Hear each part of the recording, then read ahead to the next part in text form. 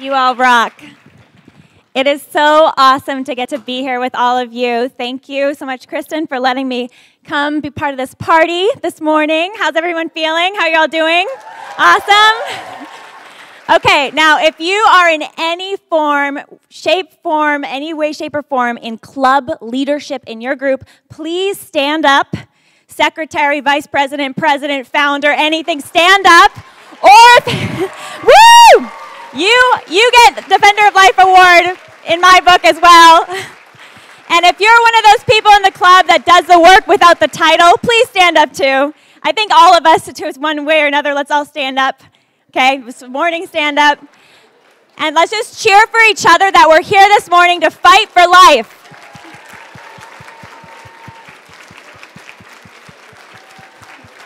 And give your neighbor a hug if you like them. Or a handshake if you're more the professional type, okay? We're all friends here. We're activists. We're advocates. And we're all gathered here on behalf of the greatest human rights cause of our day. This is the greatest human rights cause of our day. How we treat the weakest among us, how we treat the most vulnerable among us. This is the greatest cause of our day. So it's really an honor to be your MC this morning. I'm Lila Rose. I'm with Live Action, a new media movement for life all across the country, shutting down abortion facilities and advocating for life. And this morning's going to be awesome because we're going to hear from some wonderful speakers. Some of them I get to also call dear friends, but get to advocate here together on behalf of this most important cause of our day.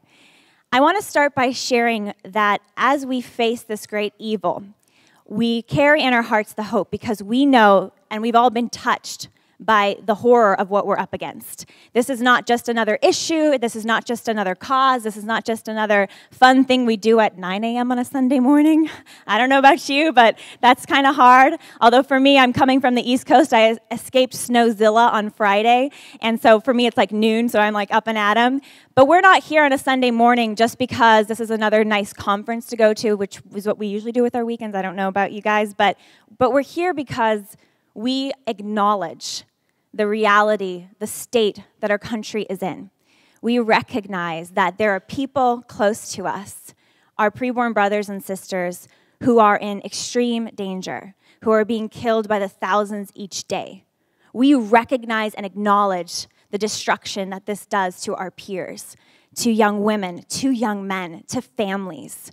And as we acknowledge that, we're inspired to do something about it.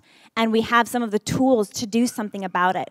And we want to say, look, enough is enough. We believe in human rights. We believe in justice. We believe in love.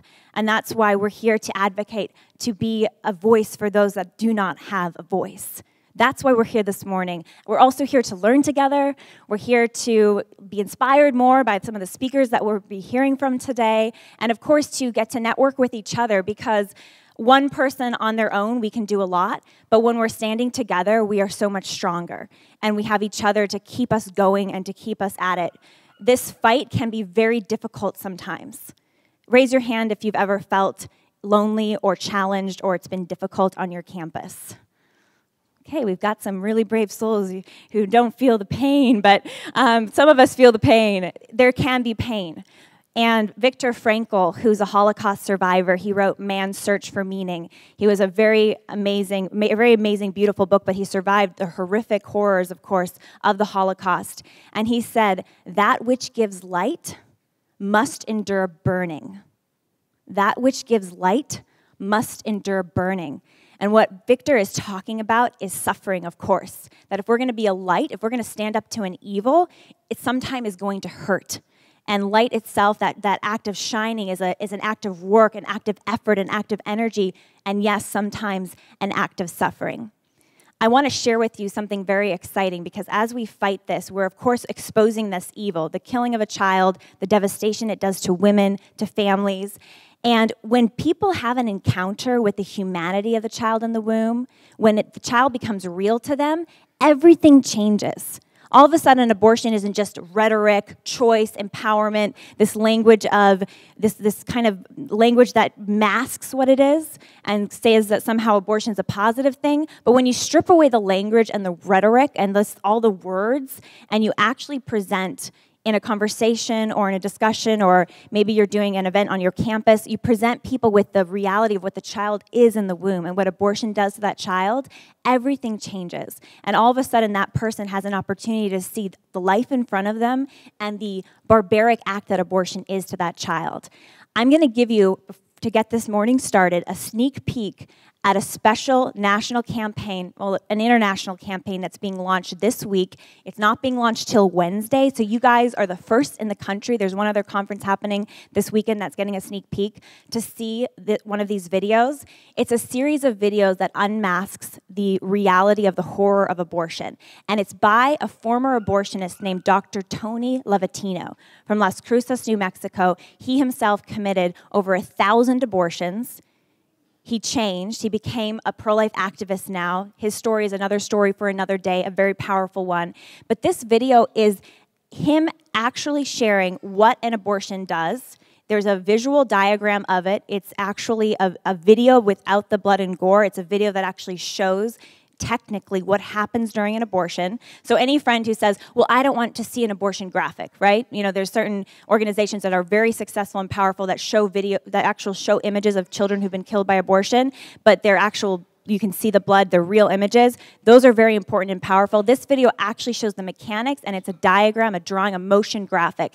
And Dr. Anthony Levatino, this former abortionist, is narrating it. These videos will be available to show all the series. There's a series of them on your campuses. However you want to use them, they'll be shown on different shows across the country. We're going to be releasing it through media this week. But this is a sneak peek. It's a 3-minute video, and it's again narrated by a former abortionist who himself had a complete conversion and is now a pro-life activist. We can air the video now.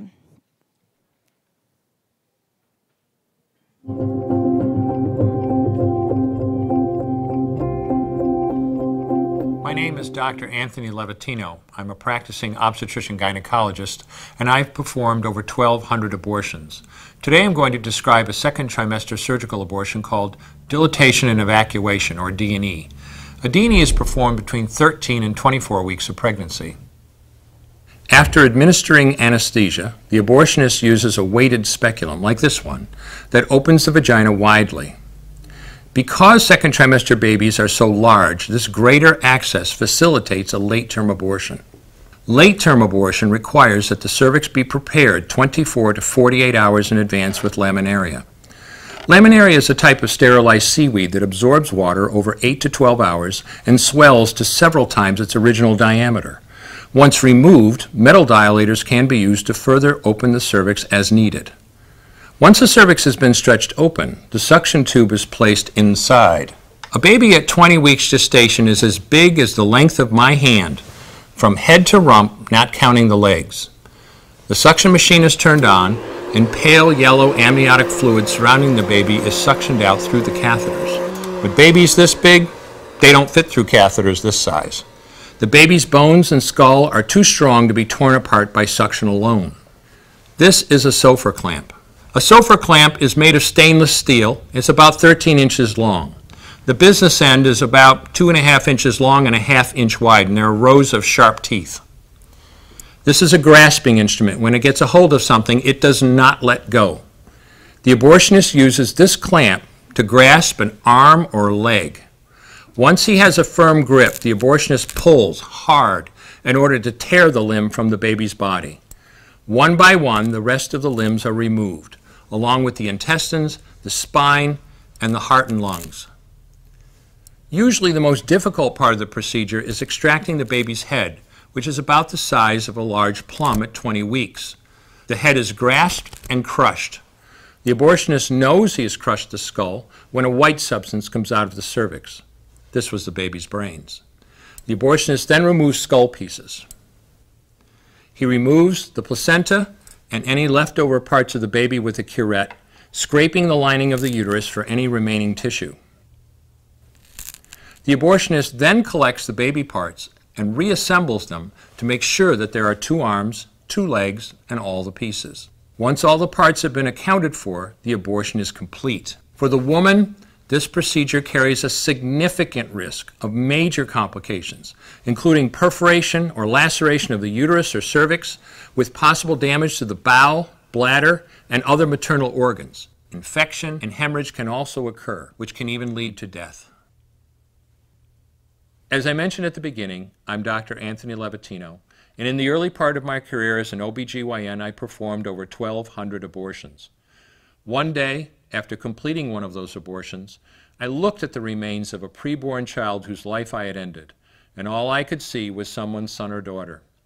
I came to realize that killing a baby at any stage of pregnancy for any reason is wrong.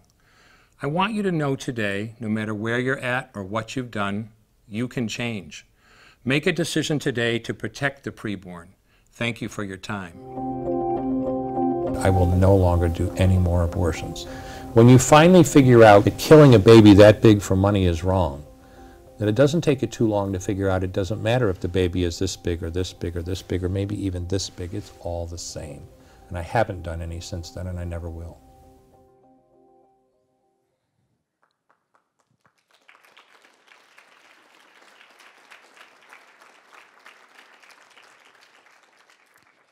Dr. Levatino was also on Capitol Hill just a couple months ago. He was testifying before a committee about Planned Parenthood, the nation's biggest abortion chain, and testifying exactly what they do, what 40% of their clinic income is, despite many of the lies that are being told right now, and their battle to defend over $500 million taxpayer dollars every single year. So when you actually hear and see, you have that encounter, and this is the encounter we want to give everyone the opportunity, because so many people just don't know, and that's where their apathy comes in, and that's where a lot of our peers, because they just don't know, maybe they'll have face an abortion decision and they might end up choosing an abortion or encouraging someone to have one, but the truth, offering people that truth, helps set them free and helps them begin to see the beauty, the power, the importance of standing for life. We're going to hear from wonderful speakers today. Kristen beautifully chose the theme, Born to Win. All of you are here for a reason. This cause is not just for people who might be on the stage this morning or people who are the club chapter president. This cause is for each of us. We each have both the responsibility and the opportunity to stand up for life. And our actions, our love, our boldness can help save lives, and we might not even know the impact. It might be, not even until we're dead, we might not know the impact of how our witness changed and shaped the people around us, just because lovingly but boldly we were unwavering in our commitment to life. Life, no matter what, life is precious, no matter the cost, no matter the suffering that it might cause, but saying that life is always worth it. And because of our loving example to say, look, we're here to help women, maybe they're friends of ours who might be in crisis, our movement is one of love and support. We're here to say that we'll do whatever it takes for the lives of those children, whatever it takes to support women, to support families, but this cause says life is always worth it. Life is always worth it. And each of us, we're here for a reason. Each of us have a different role to play in this movement, but I want to encourage you that you never give up that spark that you may have already had, that inspiration that this matters. That's why you're here, of course, this morning, because this is a fight. This is not just a sprint. It's a series of sprints. It's a marathon. We will end abortion in our lifetime. I believe that with my whole heart, but it's going to take work. It's going to take love. It's going to take endurance. And I believe with the leadership in this room, with the passion and the love in this room, it is possible. So let's get equipped this morning. Let's get more inspired this morning. Together, we're going to transform not just California, the western states, or I've met some Oregonians and some Coloradans earlier and all over the country, but our example can transform truly the world. I'm very excited. Yes, that's worth clapping for.